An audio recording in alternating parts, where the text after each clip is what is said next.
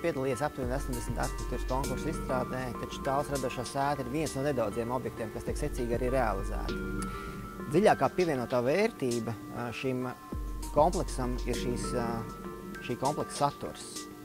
Kad arhitekti un mēs šajā gadījumā esam radījuši tikai tādu ietveru, platformu radošām darbībām, kultūras aktivitātēm.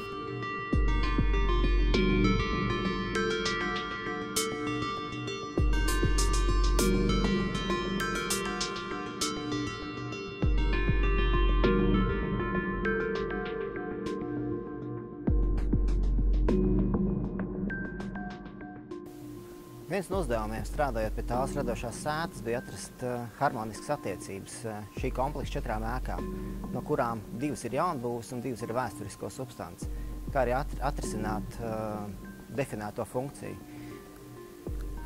Galvenā ideja ir, kad visas šīs dažādās funkcijas savērtas 2 gradzenos ap iekšējo pagalmu.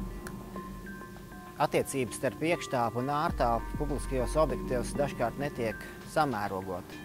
Man šķiet, ka ļoti būtiski, kad ārtelpa spēlē tikpat būtisku lomu objektam kā iekštelpa.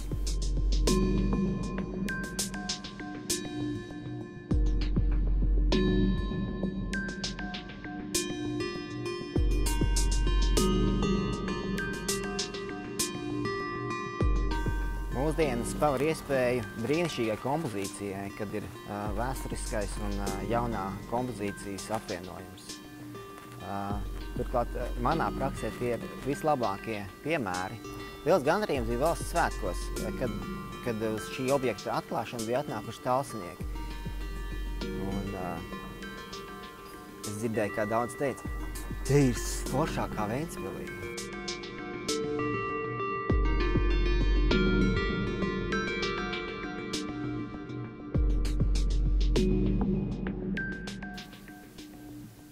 Liels gandarījums ir projektēt tieši sabiedriskus objektus. Ir birojā nesalīdzināms īpatsvars komerciālu objektu, bet tieši šis sabiedriskais objekts dod to lielāko atdevi arhitekta enerģijai, kas tiek ieguldīta.